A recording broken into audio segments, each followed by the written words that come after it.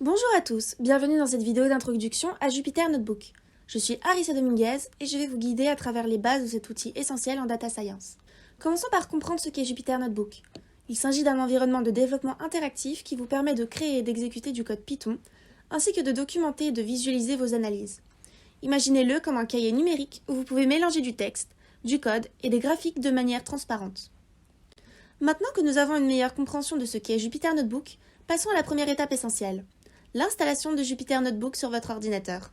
Ne vous inquiétez pas, que vous utilisiez Windows, macOS ou Linux, je vais vous montrer comment faire. Si vous utilisez Windows, la manière la plus simple d'installer Jupyter Notebook est d'utiliser Anaconda, une distribution Python populaire pour la data science. Vous pouvez télécharger Anaconda à partir du site web officiel, l'installer en suivant les instructions, puis utiliser l'Anaconda Navigator pour lancer Jupyter Notebook. Pour les utilisateurs de macOS, vous pouvez également utiliser Anaconda comme option, mais vous pouvez également utiliser le gestionnaire de paquets Homebrew. Ouvrez votre terminal et entrez la commande brew install Jupyter. Cela va installer Jupyter Notebook sur votre système. Enfin, pour les utilisateurs de Linux, vous pouvez installer Jupyter Notebook à l'aide de Pipe, le gestionnaire de paquets Python. Ouvrez votre terminal et entrez simplement la commande pipe install Jupyter. Une fois que vous avez installé Jupyter Notebook selon votre système d'exploitation, vous êtes prêt à passer à l'action. Maintenant que nous avons Jupyter Notebook installé sur votre ordinateur, il est temps de le lancer et de commencer à explorer cet environnement de développement interactif. Je vais vous montrer comment démarrer le serveur Jupyter et accéder à son interface utilisateur depuis votre navigateur web. C'est là que vous allez créer et gérer vos cahiers ou notebooks. Pour lancer Jupyter Notebook, ouvrez simplement votre terminal ou l'invite de commande sur Windows et tapez la commande suivante, Jupyter Notebook. Appuyez sur Entrée et vous verrez le serveur Jupyter Notebook se lancer. Vous verrez également des informations sur le terminal indiquant que le serveur fonctionne et à quel port il est accessible. Une fois que le serveur est actif, ouvrez votre navigateur web préféré. Dans la barre d'adresse, tapez l'URL suivante, http://localhost:8888. Cela vous dirigera vers l'interface utilisateur de Jupyter Notebook. Vous êtes maintenant prêt à créer et à travailler dans votre premier cahier Jupyter. Maintenant que nous avons Jupyter Notebook en cours d'exécution, passons à l'étape suivante, la création de notre premier notebook. Je vais vous guider à travers les étapes pour créer un nouveau notebook, lui donner un nom significatif et choisir le type de cellule, code ou texte. Tout d'abord, assurez-vous que vous êtes dans l'interface utilisateur de Jupyter Notebook, que vous avez lancé précédemment dans votre navigateur web. Pour créer un nouveau cahier, cliquez sur le bouton New ou Nouveau en haut à droite de la page d'accueil de Jupyter. Vous verrez une liste d'options pour différents types de noyaux. Choisissez Python 3 ou le noyau approprié en fonction de votre configuration. Cela créera un nouveau cahier basé sur Python. Vous verrez maintenant un nouveau cahier vide s'ouvrir. Par défaut, il sera nommé Untitled. Cliquez sur le nom du cahier pour le renommer en quelque chose de significatif. Par exemple, vous pourriez l'appeler Analyse des ventes, si c'est le but de votre projet. Vous pouvez maintenant commencer à travailler dans votre cahier. Il est composé de cellules qui peuvent être de deux types principaux, cellules de code et cellules de texte. Pour ajouter une nouvelle cellule, utilisez les boutons Insert ou Insérer dans la barre de menu en haut. Vous pouvez également utiliser les raccourcis clavier comme B pour insérer une cellule en dessous de la cellule actuelle et A pour insérer une cellule au-dessus. Pour choisir le type de cellule, vous pouvez utiliser le menu déroulant dans la barre de menu. Sélectionnez Code pour une cellule de code dans laquelle vous pouvez écrire et exécuter du code Python. Ou sélectionnez Markdown pour une cellule de texte où vous pouvez ajouter de la documentation, des explications, des titres, etc. Une fois que vous avez ajouté une cellule, vous pouvez commencer à écrire du code ou du texte à l'intérieur. Pour exécuter une cellule de code, utilisez le bouton Run ou Exécuter dans la barre de menu ou appuyez sur Shift plus Enter. Et voilà, vous avez créé votre premier cahier Jupyter Notebook, lui avez donné un nom et ajouté des cellules. Dans cette section, nous allons explorer l'utilisation des cellules de texte dans Jupyter Notebook. Les cellules de texte sont essentielles pour documenter vos projets, expliquer vos analyses et rendre votre travail plus lisible et élégant. Je vais vous montrer comment formater du texte en utilisant la syntaxe Markdown, ce qui vous permettra de créer des explications claires et attrayantes. Nous aborderons également l'ajout de titres, de listes, d'images et de liens. Commençons par le formatage de base du texte en utilisant la syntaxe Markdown. Markdown est un langage de balisage léger qui permet de styliser rapidement du texte. Par exemple, vous pouvez mettre du texte en gras en entourant le mot ou la phrase de deux astérix, comme ceci. Astérix, astérix, gras, astérix, astérix. De même, vous pouvez mettre du texte en italique en utilisant un astérisque unique, comme ceci. Astérisque, italique, astérisque. Pour créer des titres, utilisez le symbole dièse suivi du titre. Par exemple, dièse titre principal créera un titre principal, tandis que dièse dièse titre de niveau 2 créera un sous-titre de niveau 2, et ainsi de suite. Pour créer des listes à puces, commencez chaque élément par un astérisque suivi d'un espace. Par exemple, astérisque espace élément 1, astérisque espace élément 2, astérisque espace élément 3. Pour créer des listes numérotées, commencez chaque élément par un chiffre suivi d'un point et d'un espace. Par exemple, 1 point espace première étape, 2 points espace deuxième étape, 3 points espace troisième étape. Vous pouvez également ajouter des images à vos cellules de texte en utilisant la syntaxe suivante. Point d'exclamation, entre crochets texte alternatif de l'image, et entre parenthèses, chemin/vers/l'image.png.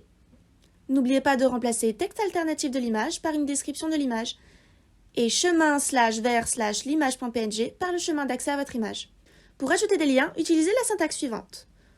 Ouvrez les crochets texte du lien, entre parenthèses, URL du lien. Par exemple, ce lien ci-dessous créera un lien vers notre chaîne YouTube de cette formation. En utilisant ces techniques de formatage, vous pouvez rendre vos cellules de texte informatives et visuellement attrayantes. Explorez et expérimentez avec les cellules de texte pour créer une documentation claire et précise de vos projets et analyses. Passons maintenant aux cellules de code, l'une des fonctionnalités les plus puissantes de Jupyter Notebook. Dans cette section, vous apprendrez à écrire et à exécuter du code Python directement dans votre notebook. Je vais vous montrer comment exécuter une cellule, comment gérer les sorties et comment redémarrer le noyau si nécessaire. Commençons par écrire du code dans une cellule. Vous pouvez simplement cliquer à l'intérieur d'une cellule de code vide et commencer à écrire votre code Python. Par exemple, vous pouvez saisir dièse ceci est un exemple de code Python et print bonjour Jupyter Notebook. Une fois que vous avez écrit votre code, pour l'exécuter, appuyez sur Shift plus Enter ou cliquez sur le bouton Run ou Exécuter dans la barre de menu en haut. Le code sera exécuté et vous verrez la sortie juste en dessous de la cellule du code. Les sorties peuvent être du texte, des graphiques, des tableaux ou tout ce que votre code génère.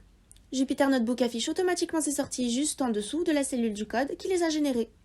Si vous souhaitez effacer la sortie d'une cellule, vous pouvez utiliser l'option Cell ou Cellule dans la barre de menu et sélectionner Clear Output ou effacer la sortie. Cela peut être utile si vous avez une sortie volumineuse et que vous souhaitez la supprimer pour plus de clarté. Parfois, il peut être nécessaire de redémarrer le noyau de Jupyter Notebook. Cela peut être utile en cas de problème ou de blocage du noyau. Vous pouvez redémarrer le noyau en utilisant l'option Kernel ou Noyau dans la barre de menu. Sélectionnez Restart ou Redémarrer pour redémarrer le noyau Python. N'oubliez pas que lorsque vous redémarrez le noyau, toutes les variables et les résultats précédemment calculés seront perdus.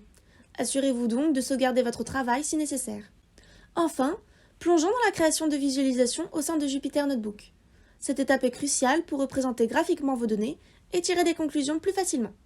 Vous découvrirez comment générer des graphiques et des diagrammes à l'aide de bibliothèques populaires telles que Matplotlib et Seaborn. De plus, nous verrons comment afficher des images et des vidéos directement dans votre notebook. Commençons par la création de graphiques et de diagrammes. Pour cela, nous utiliserons principalement deux bibliothèques Python, Matplotlib et Seaborn. Ces bibliothèques offrent de puissantes fonctionnalités pour la création de visualisations. Pour commencer, avec Matplotlib, vous pouvez importer la bibliothèque dans votre cahier en utilisant la commande suivante, import matplotlib.pyplot as plt. Ensuite, vous pouvez créer des graphiques en appelant différentes fonctions de Matplotlib. Par exemple, pour créer un graphique linéaire simple, vous pouvez utiliser x égale 1, 2, 3, 4, 5, y égale 10, 20, 25, 30, 35, et ainsi de suite. Pour des visualisations plus avancées, Seaborn est une bibliothèque puissante qui s'intègre bien avec Matplotlib. Vous pouvez l'importer avec import seaborn as sns. Ensuite, vous pouvez créer des graphiques de boîtes, des diagrammes en dispersion, des histogrammes et bien d'autres types de graphiques avec Seaborn.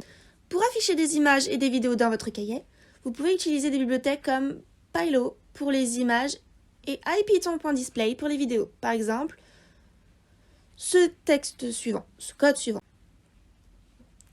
La création de visualisations dans Jupyter Notebook est un outil puissant pour l'analyse de données et la communication de vos résultats. Explorez et expérimentez avec différentes bibliothèques et types de visualisation pour rendre vos projets encore plus informatifs et engageants. Félicitations! Vous avez maintenant une base solide pour commencer à travailler avec Jupyter Notebook. Dans cette vidéo, nous avons parcouru les éléments essentiels de l'installation et la création de cahiers, en passant par l'utilisation de cellules de texte et de code, ainsi que la création de visualisations. Jupyter Notebook est un outil puissant et polyvalent pour la data science, la programmation, la documentation et bien plus encore. Pour approfondir vos compétences et aller plus loin, voici quelques conseils et ressources. Tout d'abord, la pratique est la clé pour devenir un utilisateur compétent de Jupyter Notebook. Créer des projets personnels, analyser des données réelles et essayer de résoudre des problèmes en utilisant cet environnement. En plus de Matplotlib et Seaborn, il existe de nombreuses autres bibliothèques Python puissantes pour l'analyse de données, telles que Pandas pour la manipulation de données, NumPy pour le calcul scientifique et scikit-learn pour l'apprentissage automatique. Apprenez à les utiliser en conjonction avec Jupyter Notebook. La documentation officielle de Jupyter Notebook est une ressource précieuse pour en apprendre davantage sur ses fonctionnalités. Rejoignez également des communautés en ligne, comme les forums de Jupyter, pour poser des questions et obtenir de l'aide. De nombreux cours en ligne et tutoriels gratuits vous permettront d'approfondir vos compétences en Jupyter Notebook et en data science. Recherchez des cours sur des plateformes d'apprentissage en ligne telles que Coursera, EDX ou Udemy. Créez des projets personnels en utilisant Jupyter Notebook pour résoudre des problèmes qui vous intéressent. Cela vous aidera à appliquer vos compétences de manière pratique. Si vous travaillez en équipe, envisagez d'utiliser des outils de gestion de version tels que Git pour collaborer sur des cahiers Jupyter. Cela vous aidera à suivre les modifications et à travailler de manière efficace avec d'autres personnes. J'espère que cette introduction à Jupyter Notebook vous a été utile et vous a inspiré pour explorer davantage cet outil puissant. Si vous avez des questions ou des commentaires, n'hésitez pas à les partager dans la section des commentaires ci-dessous. Merci de m'avoir rejoint pour cette vidéo et je vous encourage à continuer à explorer et à apprendre avec Jupyter Notebook grâce à notre séquence de cours. À bientôt pour de nouvelles aventures dans le monde de la data science.